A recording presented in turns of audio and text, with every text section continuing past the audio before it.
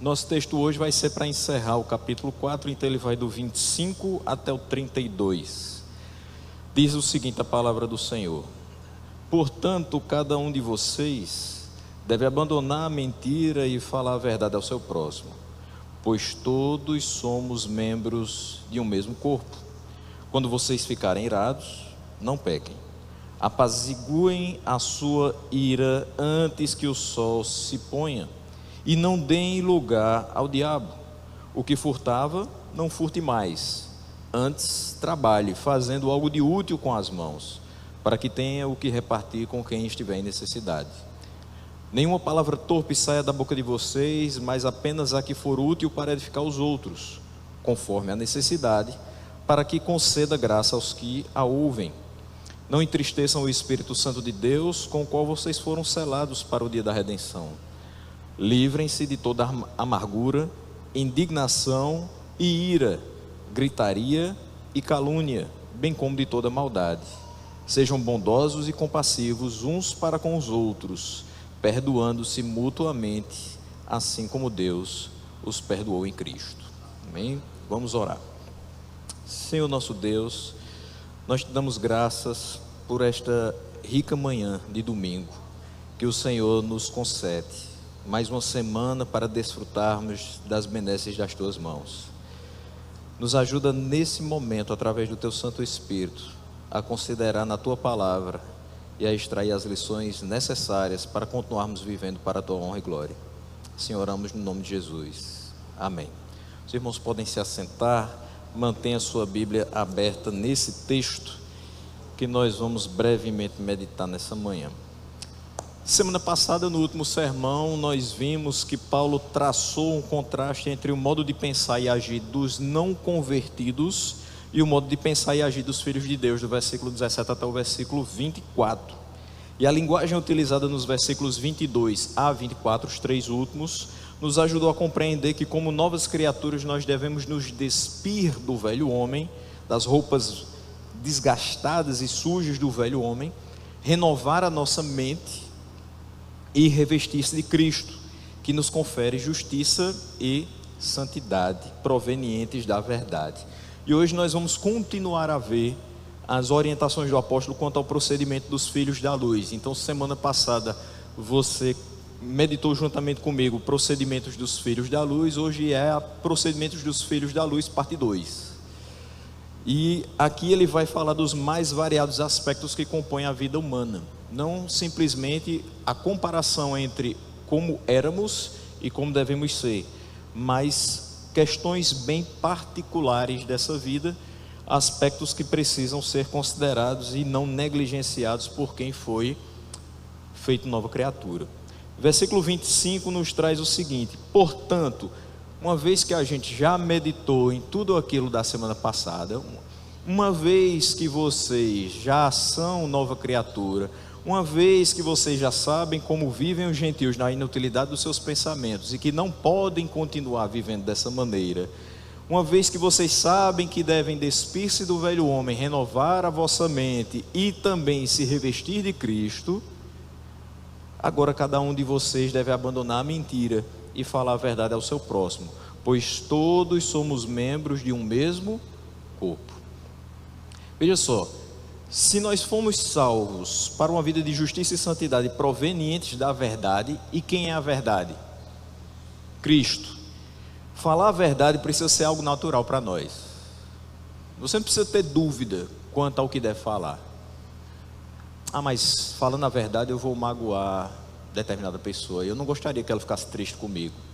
Certamente ela vai ficar muito mais triste quando descobrir que você mentiu para ela. A verdade, por mais que doa, continua sendo a melhor opção, até porque ela evidencia que nós somos filhos de Deus. Quem é o pai da mentira? Não precisa dizer, e a gente não quer se assemelhar a ele, pelo contrário. Então falar a verdade deve ser sempre a nossa, não só primeira, mas única opção. Falar a verdade dói? Sim, mas tem as formas de você falar essa verdade. Não é porque você está com a razão e sabe qual é a verdade que você vai colocar de qualquer forma para o seu irmão. Você pode sim ser verdadeiro sem ser grosseiro. Você pode ser verdadeiro sem ser arrogante. Você pode ser verdadeiro sem querer parecer ser o dono da verdade. Então, falar a verdade deve ser a coisa mais natural para a gente. A gente não deve nem pensar uma mentirinha só para não ferir, uma mentirinha assim de nada, não vai ter problema, vai, porque a mentirinha depois vai ser encoberta por outra mentirinha e daqui a pouco a bola de neve está feita e você não sabe como voltar à verdade. Então, não apenas natural, falar a verdade para a gente é necessário, a gente precisa falar a verdade, porque senão como a gente vai evidenciar o novo nascimento? Se eu continuo mentindo, se eu continuo enganando, o abandono da mentira nos conferirá maior semelhança com Cristo, mas não só isso, maior paz de espírito, porque eu tenho certeza que quando alguém mente, que bota a cabeça no travesseiro, fica dizendo: amanhã, se alguém descobrir qual vai ser a próxima mentira que eu vou ter que inventar para continuar com o mesmo argumento, e talvez esse argumento não seja tão bom quanto o primeiro, então a mentira vai se desgastando e como ela tem pernas curtas, você vai ser pego. E aí você não tem condição de ter paz de espírito à medida que você vai mentindo e encobrindo o que é a verdade.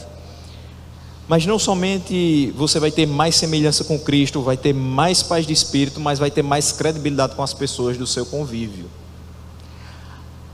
É muito ruim quando você vai conversar com alguém e alguma pessoa próxima você diz assim: não converse com fulano, não vá procurar informações com ele não, porque ele mente demais.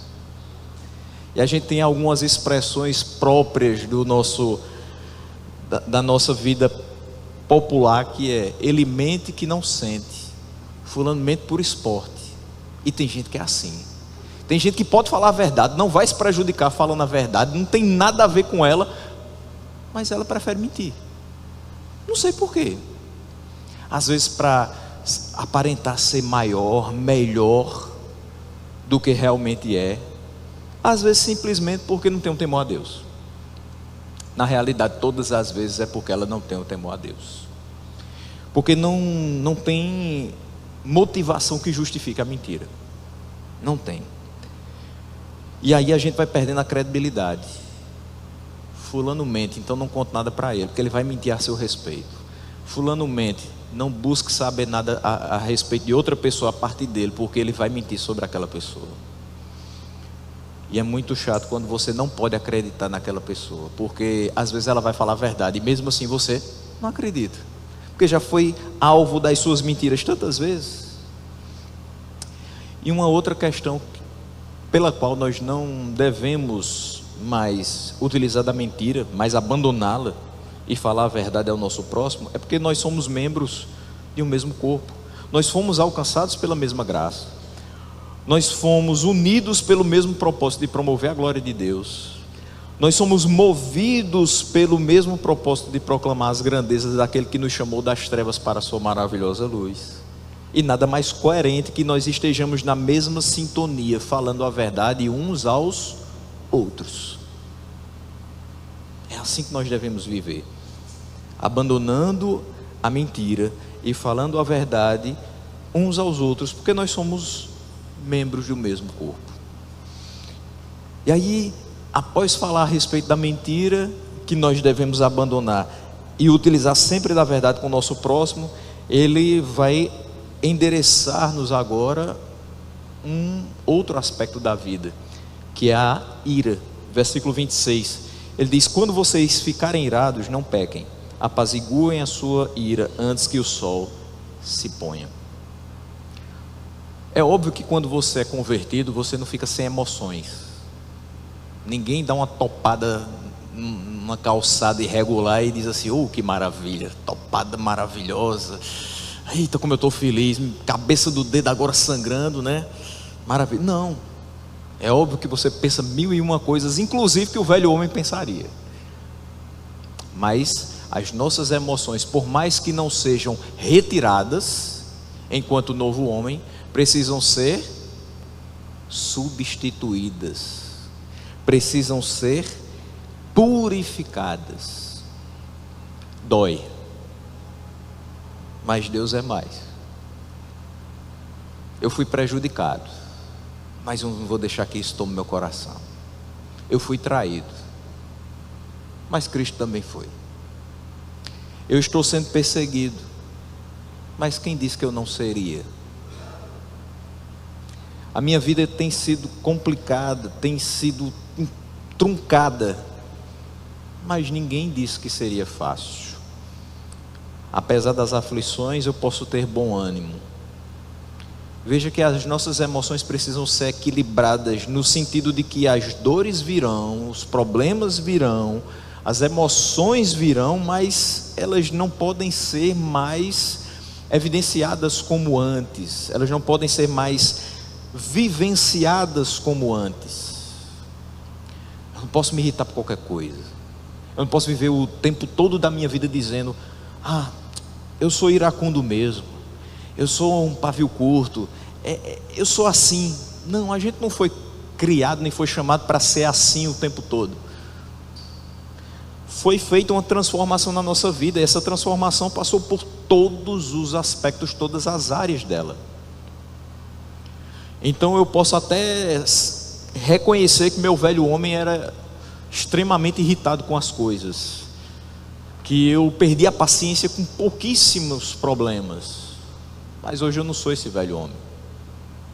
Eu não posso mais me irritar com qualquer coisa, eu não posso perder a paciência com qualquer coisa. Esse não sou eu, esse era eu. Mas hoje quem comanda a minha vida não é a minha cabeça, não é a minha essência, mas é o Senhor. O Espírito Santo que habita em mim deve controlar as minhas emoções. E há 3 erros pelos quais, ao nos irarmos, nós ofendemos a Deus. O primeiro é quando nós nos iramos por motivos sem importância, e às vezes por nada, ou pelo menos por injúrias ou ofensas pessoais. Eu canso de falar para os meus queridos alunos, quando alguém diz assim: professor, ele me chamou de feio. Caiu o mundo dele, perdeu o dia. Eu disse: meu filho, não fique preocupado com isso não, isso é uma coisa sem importância.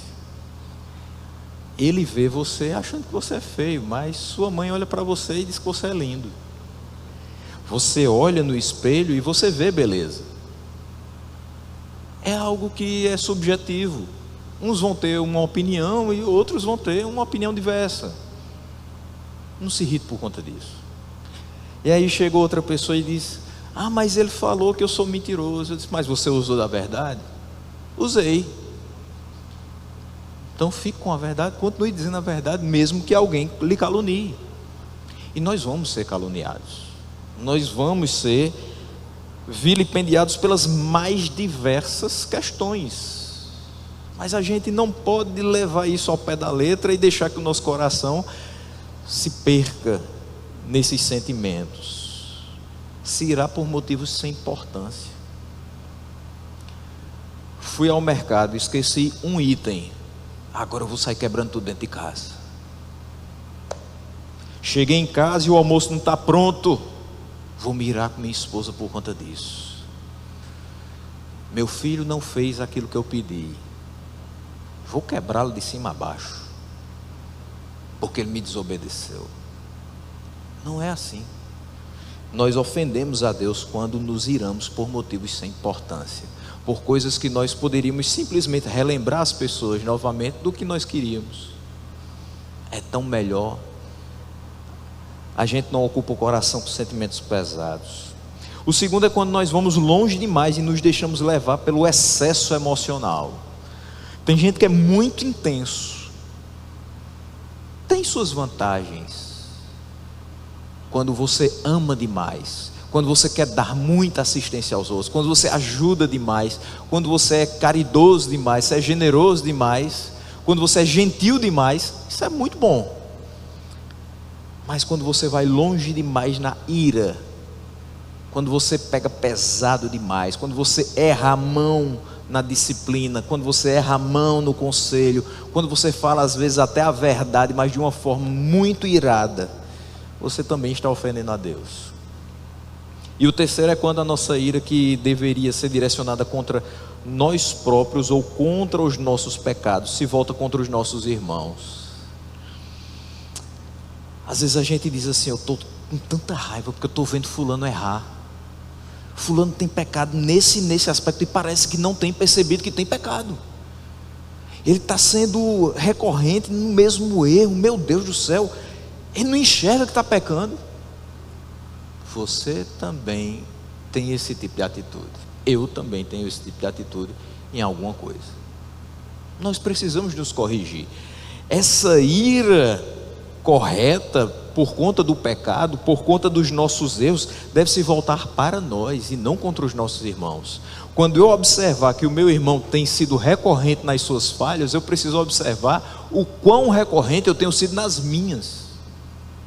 Porque se eu não consertar as minhas, que condição eu terei de ajudá-lo a consertar as suas?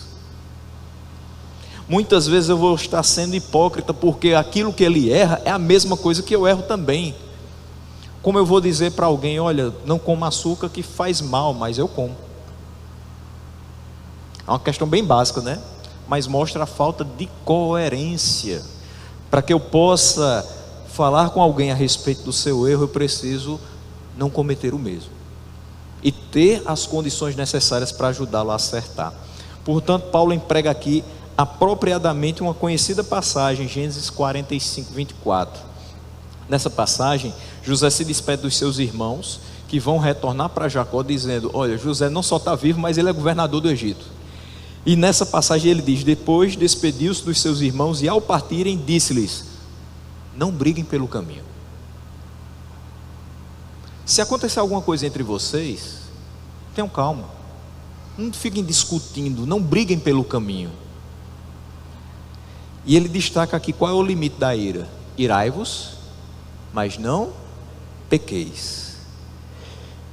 Que a nossa ira seja aplacada, para que não suceda que ela se mescle com os violentos afetos carnais.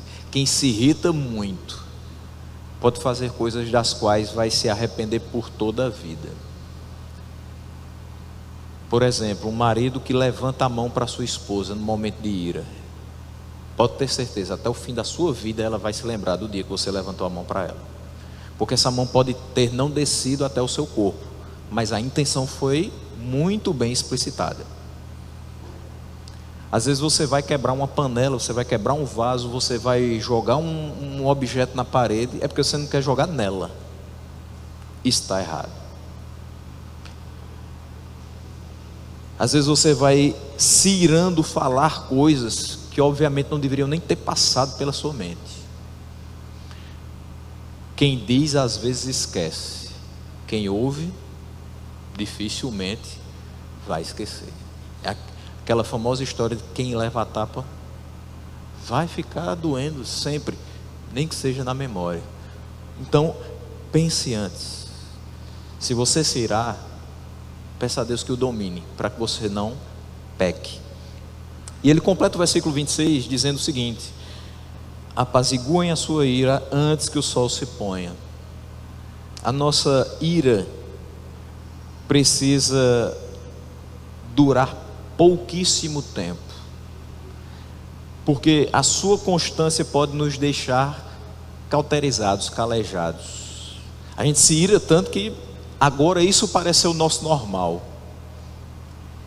E aí as pessoas vão nos conhecer como o fio desencapado, pavio curto, aquele que explode com qualquer coisa. E será que elas vão ter prazer em conviver conosco? Será que elas vão ver o amor de Cristo em nós por conta dessas nossas atitudes?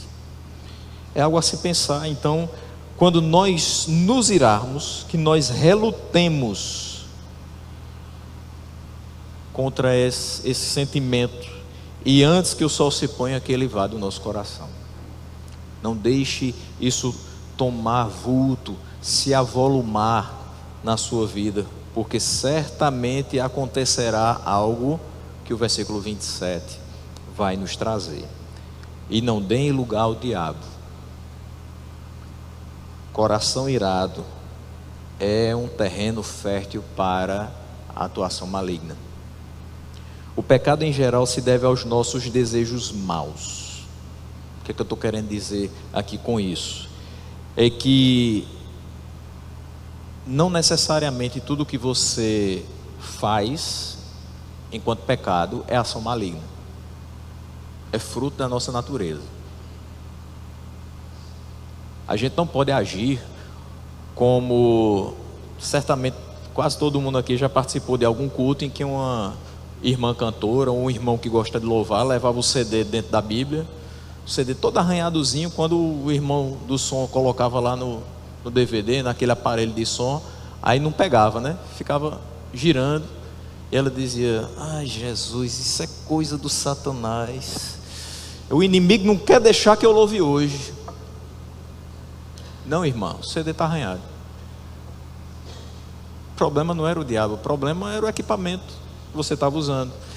Muitas vezes é isso. O problema não é o diabo, é o meu coração que ainda não está totalmente voltado para as coisas de Deus. O problema não é que ele está simplesmente lançando as suas setas. O problema é que eu deixei a porta aberta. Eu deixei a ira ir além do pôr do sol. Eu deixei a ira ir além daquilo que deveria ser.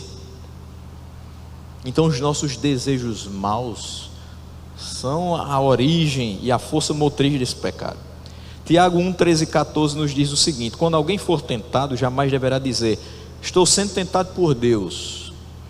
Pois Deus não pode ser tentado pelo mal e a ninguém tenta. Cada um, porém, é tentado pela própria cobiça, sendo por esta arrastado e seduzido.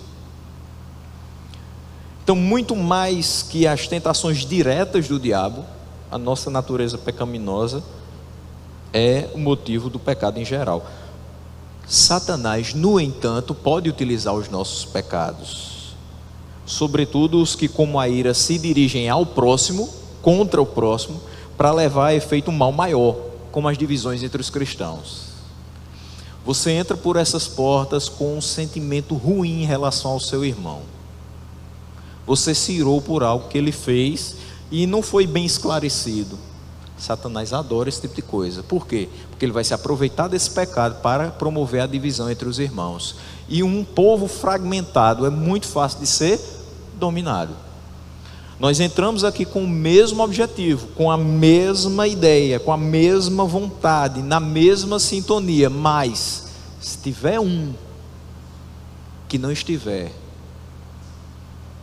com o mesmo espírito, movido pela mesma motivação, isso pode causar problemas. Não precisa ser um grupo, uma pessoa. Uma pessoa que olhe de lado e diga: aquele irmão hoje olhou esquerdo para mim. Aquele irmão não deu feliz aniversário para mim, mesmo sabendo que apareceu no telão. Aquele irmão sabe que alguém da minha família morreu, mas não veio me dar os pêsames. Não deixe essas coisinhas alimentarem a ira no seu coração. Você tratar o seu irmão com indiferença, ou começar a olhar para ele como se não fosse parte de um mesmo corpo. Porque é nesse momento que o diabo vai começar a lhe utilizar como um instrumento para a dissensão dentro do corpo de Cristo. Quando você, de fato, não deveria dar lugar ao diabo e ser instrumento nas mãos de Deus para promover a unidade do corpo de Cristo, que é o que ele fala no começo do capítulo 4. As dissensões que o diabo provoca nos fazem estar longe do objetivo de unidade que o Senhor estabelece para a sua igreja. Aí vem o versículo 28 que diz: o que furtava, não furte mais. Antes, trabalhe fazendo algo de útil com as mãos, para que tenha o que repartir com quem estiver em necessidade. Veja só, quando ele fala o que furtava, não furte mais. Antes, trabalhe fazendo algo de útil com as mãos, para que tenha o que repartir com quem estiver em necessidade. Não basta abandonar o pecado, a pessoa precisa praticar o bem. Tem muitas pessoas que você vai conhecer na sua vida que vão dizer assim: eu não preciso ser crente porque eu sou uma pessoa boa, eu não mato, eu não roubo, eu não engano, eu sou uma pessoa boa. Eu nunca fiz nada de errado. A polícia nunca bateu na minha casa, enfim, eu não devo nada. Mas não basta simplesmente não praticar o mal. Você deve praticar o bem. Então quem furtava não deve furtar mais. Mas o simples fato de não furtar mais quer dizer que ele é parecido com Cristo? Não. Tem ímpio que nunca furtou. Ele é parecido com Cristo? Não. Por quê? Porque ele esquece da prática do bem. Lembre-se que no texto de Efésios, no capítulo 2, nós aprendemos que nós fomos salvos para a prática de boas obras, que elas de antemão foram preparadas para que nós andássemos nelas. É o finalzinho daquele bloco do 1 ao 10. Então, se a gente foi chamado para viver em boas obras que já foram preparadas muito antes da nossa vida, para que a gente andasse nelas, é sinal de que o pecado foi abandonado, eu fui tornado uma nova criatura e agora eu devo praticar o bem. Primeiramente, ele vai nos prescrever essa norma para que nós não supramos as nossas necessidades em detrimento dos nossos irmãos, mas também para que nós sustentemos a vida com um trabalho honesto. Veja só, ele diz: trabalhe fazendo algo de útil com as mãos. Você deixou de roubar, ou seja, você deixou de pegar o que é do outro para se sustentar, ou para ter o que você queria. Então agora você vai trabalhar. Do fruto do seu trabalho você vai comer. Normal. Só que, mais ainda, ele diz que o amor nos leva a fazer muito mais. Ou seja, esse trabalho que eu vou fazer não é só para mim, mas deve servir também para os outros. Cada pessoa é proibida de furtar. Só que tem muitas pessoas que preferem o hábito de pedir ajuda, se esquivando dessa ordem de trabalhar com suas próprias mãos. Então eu deixo de furtar, mas eu vou viver eternamente dependente de que outros me sustentem. É óbvio que nós temos situações em que hoje nós entendemos perfeitamente que pessoas estão desempregadas porque não têm qualificação para as vagas que existem. Então não é simplesmente uma culpa delas. Existe uma conjuntura social que também não ajuda muitas pessoas a se colocarem no mercado de trabalho. Mas o que Paulo quer nos mostrar aqui é o seguinte: se esforce para conseguir o seu. Se esforce para conseguir o mínimo necessário para o seu sustento. Porque tenha certeza, quando você conseguir o mínimo necessário para esse sustento, Deus vai te dar condições de também auxiliar outros. E é fato, meus irmãos, que existem muitas situações que a gente vivencia que nos mostram que os mais necessitados são os mais generosos. É impressionante. Do pouco que se tem, se reparte com aquele que nada tem. E muitos que muito têm, ficam reservando para si. Então aqui é como se Paulo dissesse: olha, nenhuma condição, por mais dura ou desagradável que seja, justifica qualquer prejuízo ao próximo. Nenhuma condição, por mais dura ou desagradável que seja, te impede de ajudar, de prestar socorro a um irmão necessitado. Pastor, mas eu não tenho um carro para levar um irmão que está passando mal para o hospital. Mas você tem as suas pernas para procurar ajuda para esse irmão.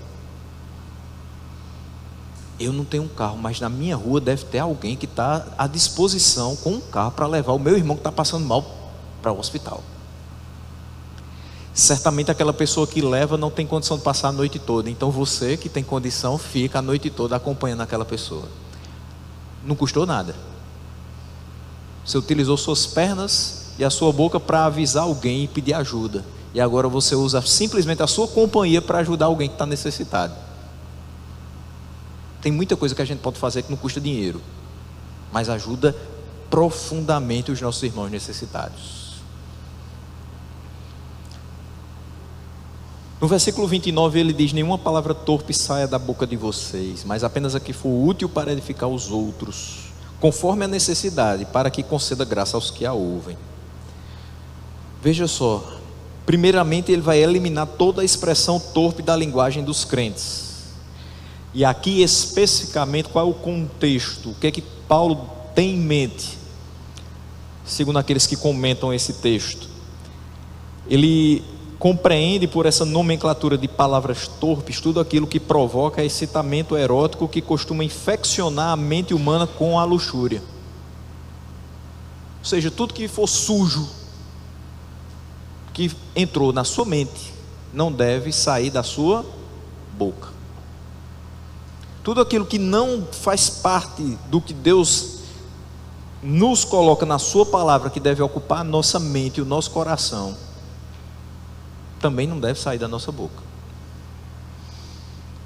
Depois Paulo vai orientar que tipo de palavra deve sair da boca do crente em 3 pontos. Primeiro ele vai falar, útil para edificar os outros. Então o apóstolo ordena que eles adequassem a sua linguagem à edificação, como em Colossenses 4:6, sejam as vossas palavras temperadas com sal. Selecione bem o que você vai falar. Meus irmãos, é muito feio crente falando palavrão. É muito feio uma pessoa falando palavrão. Ser humano. E esse palavrão normalmente sai quando você está irado. Irai-vos, mas não pequeis.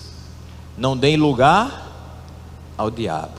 Certamente, se isso acontecer, a sua palavra vai sair temperada com sal e vai ser edificante para os outros. Guardar o coração desse tipo de sentimento. Veja que tudo está muito bem interligado nas palavras de Paulo. Segunda questão, conforme a necessidade.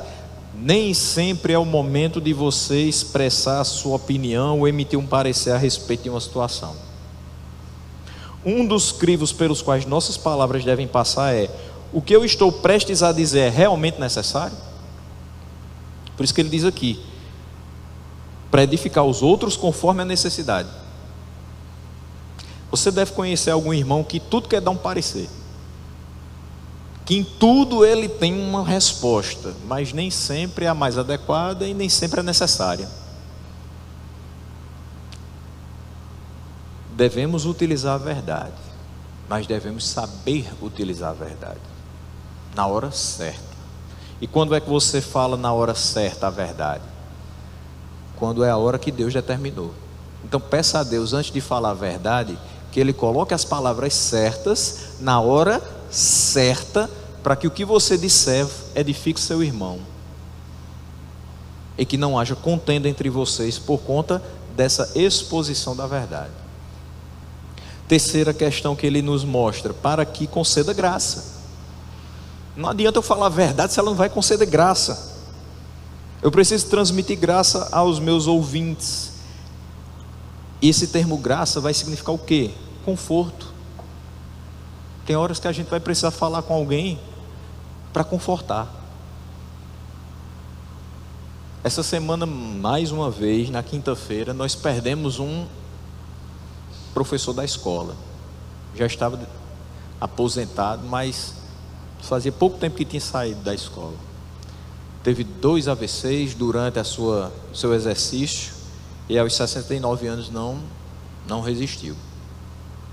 Quais as palavras que eu devo utilizar para com os próprios colegas e para com a família dele? Palavras de conforto. Palavras que transmitam graça a quem for ouvir. Também admoestação. E a admoestação é, como a gente vai ver depois no capítulo 6, criar os filhos na disciplina, na admoestação do Senhor, é corrigir com amor. É dizer o que está precisando de conserto, mas sem deixar aquela pessoa mais rasa do que o chão. Ela não precisa que você pise na cabeça dela, ela precisa que você estenda a mão. Até mesmo para corrigir a gente precisa ter graça. E tudo quanto coopera na salvação. As coisas que eu falo precisam ser aquilo que trazem as pessoas para mais perto de Cristo, para mais perto da sua palavra, porque isso de fato coopera para que elas sejam salvas. Versículo 30 diz: não entristeçam o Espírito Santo de Deus, com o qual vocês foram selados para o dia da redenção. O Espírito Santo reside em cada um de nós. Nós somos habitação, santuário do Espírito Santo. Então cada parte da nossa alma e do nosso corpo deve ser a Ele consagrada, deve ser dedicada a Ele. Se porém nós nos entregarmos a todo gênero de impureza, é como se a gente dissesse: Espírito Santo, você não tem lugar aqui. É como se a gente estivesse expulsando Ele dos seus aposentos.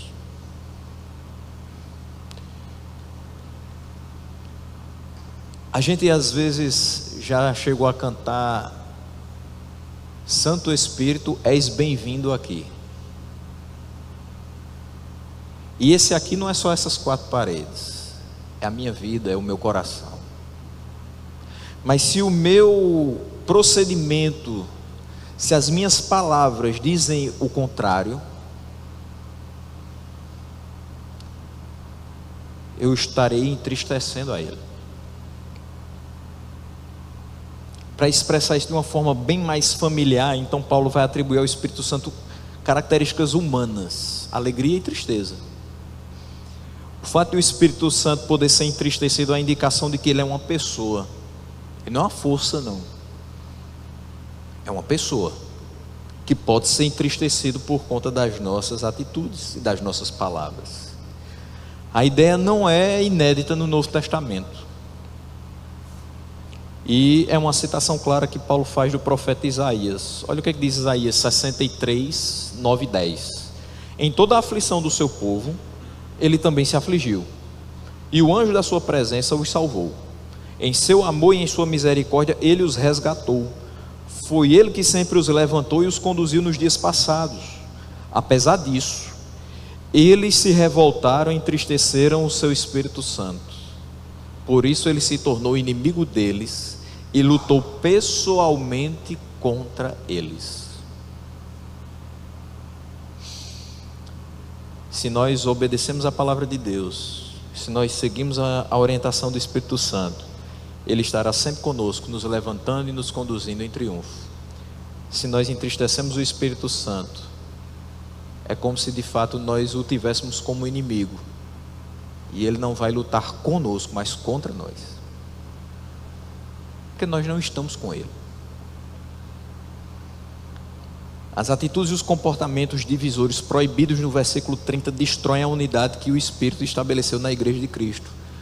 Versículo 3 do capítulo 4, como nós temos aqui: façam todo o esforço para conservar a unidade do Espírito pelo vínculo da paz.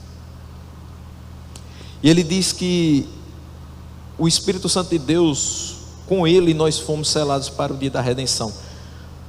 Nós fomos selados por Deus pela instrumentalidade do seu Espírito, e nós o ofendemos quando poluímos com toda sorte de paixões depravadas e ímpias o nosso coração, deixando assim de seguir a sua liderança. Todas as vezes que a gente polui a mente e o coração, deixa de seguir a liderança do Espírito de Deus, e não somente o entristece, mas deixa transparecer de que de fato nós não fomos selados por Ele. Porque se nós fomos selados por Ele, nós não podemos deixar a sua liderança, nós não podemos nos poluir com aquilo que não faz parte das suas orientações para nós. E como é importante que todo homem reconheça a impiedade que há em causar tristeza ao Espírito Santo, porque é como sugeri-lo que ele se afaste de nós. Paulo aqui vai adicionar que nós fomos selados por ele para o dia da redenção, isso é, até que Deus nos conduza à posse da herança prometida. O Espírito Santo estará conosco até o momento que nós recebermos a nossa herança prometida.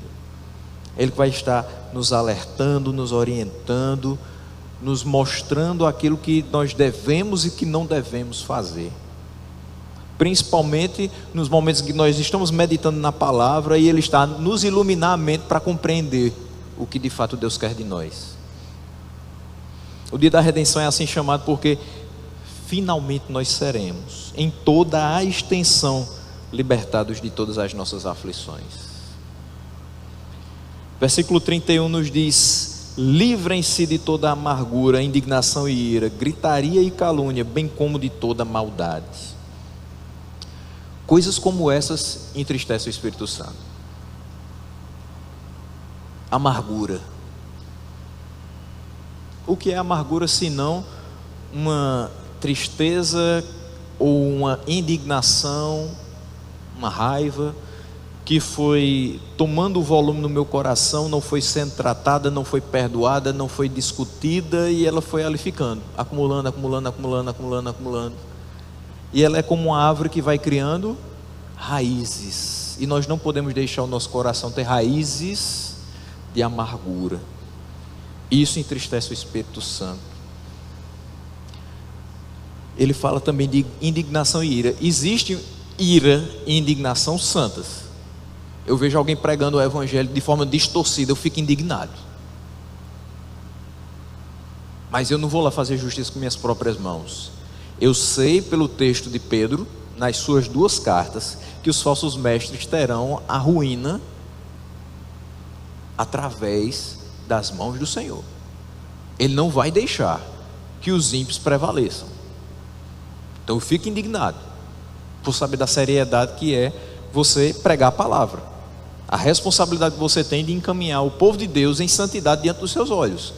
Mas eu não vou fazer justiça com minhas próprias mãos, porque se eu for fazer isso, de fato eu vou entristecer o Espírito Santo. Existe um momento em que a ira é pecado, existe um momento em que a ira não é pecado.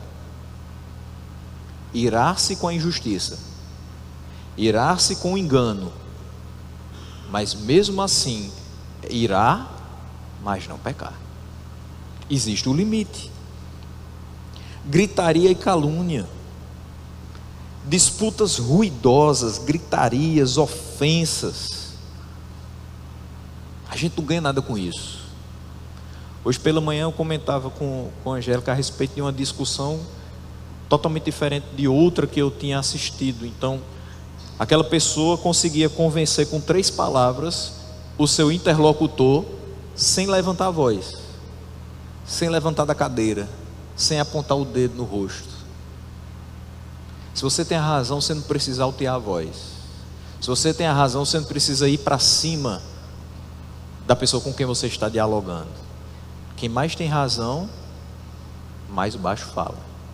Porque se você precisa gritar para ser ouvido, é porque, primeiro, ou razão você não tem, ou a pessoa que está falando com você não quer realmente ser convencida do contrário. Então, é melhor que você se cale. Porque ninguém ganha a discussão no grito, ganha no argumento. E se esse argumento for válido, finalmente aquela pessoa vai parar para ouvir o que você tem a dizer. Mas disputas ruidosas, gritarias, também entristece o Espírito Santo, bem como todo tipo, toda espécie de maldade. Dessas a gente deve se livrar. E aí no versículo 32 a gente tem o total inverso das qualidades negativas do 31. Sejam bondosos e compassivos uns para com os outros, perdoando-se mutuamente, assim como Deus perdoou em Cristo. Essa atitude cristã básica, resultante de termos sido perdoados em Cristo, junto com sermos bondosos e compassivos, transmite ao próximo o que nós recebemos de Deus. Se nós somos bondosos e compassivos e sabemos perdoar, nós vamos transmitir aos outros o que nós recebemos de Deus. O que Ele foi conosco? Bom. O que Ele teve de nós? Compaixão. O que Ele fez por nós? Nos perdoou os pecados, através de Cristo. Isso vai nos levar não somente à empatia para com as aflições dos nossos irmãos, como se elas fossem nossas, mas também para que nós sejamos imbuídos de tal espírito de humanidade, que sejamos tão afetados com as lutas deles, como se nós estivéssemos na mesma situação. Quando eu sou bondoso e compassivo, eu vou olhar para a dor do outro dizendo: se fosse comigo, eu gostaria que isso acontecesse. Eu sei que ele está num momento de sofrimento e ele precisa de uma palavra de ânimo, de fortalecimento. No dia que eu estiver assim, eu também gostaria que alguém chegasse com esse tipo de palavra para mim. Você vai se identificar com a dor do outro, de forma que você vai ter compaixão dele e vai buscar trazer para ele as palavras que vão levá-lo para a certeza, alimentar no coração dele a certeza de que Deus continua reinando sobre a vida dele e que aquilo tudo vai passar. Que ele pode ter a tranquilidade de que os momentos de sofrimento serão brevemente substituídos por momentos de alegria, porque Deus está agindo na sua vida e Ele age em todas as coisas para o bem daqueles que o amam. Perdoando-vos uns aos outros, assim como Deus os perdoou em Cristo. Ele dá um modelo, ele dá um referencial, assim como Deus os perdoou em Cristo. Nós devemos estar prontos a perdoar. Às vezes acontece que os homens podem ser bons, podem ser compassivos, porém quando recebem um tratamento injusto, não têm facilidade de perdoar, justamente por terem sido bons, por terem sido compassivos. Como é que eu trato alguém com bondade e com compaixão e recebo o contrário? Isso fere o nosso coração. Isso faz com que às vezes a gente tenha uma dificuldade de perdoar. Mas nós não podemos pecar contra Deus diante da ingratidão dos homens. Nós vamos receber ingratidão de muitas pessoas. Nós talvez não recebamos ingratidão, mas a forma de responder aos nossos atos bondosos talvez não seja na mesma proporção que nós ofertamos essa bondade para as outras pessoas. E a gente cria uma expectativa que às vezes é surreal. Eu fiz alguma coisa para alguém, aquela pessoa deve fazer o mesmo para mim ou mais. Quando a gente deve procurar fazer o bem para os outros sem esperar nada em troca. É tão libertador viver fazendo o bem sem esperar que o outro faça por você. Você vai sentir uma paz tão grande quando você descobrir essa realidade na sua vida, porque você não vai ficar se prendendo a esse sentimento de ingratidão, que vai gerar o que em você? Tristeza, e vai gerar amargura, e essa amargura pode dar lugar também à ira, e fazer você pecar contra o seu irmão e contra Deus. O apóstolo aqui nos exorta a prontamente lançar fora o ressentimento. Deixa para lá, releve. Não pense exageradamente acerca de algo que lhe feriu, que lhe entristeceu. Eu não estou dizendo que isso é fácil, nem Paulo diz aqui. É o ideal. E nós estamos aqui, falhos, imperfeitos, pequenos, buscando o ideal, na dependência do Espírito. Porque a gente não quer entristecer esse Espírito que nos conduz a uma vida santa diante de Deus. E para tornar essa exortação ainda mais forte, então ele vai evocar o exemplo de Deus, que nos perdoou através de Cristo muito mais do que qualquer mortal poderia perdoar os seus irmãos. O perdão que nós devemos oferecer aos nossos semelhantes deve ser aquele com que Deus nos perdoou em Cristo. Se nós fomos amplamente perdoados por Deus por meio de Jesus, estejamos também como filhos obedientes e amados, disponíveis a perdoar as faltas dos nossos irmãos, para a glória e honra daquele que nos ofereceu esse perdão. Amém?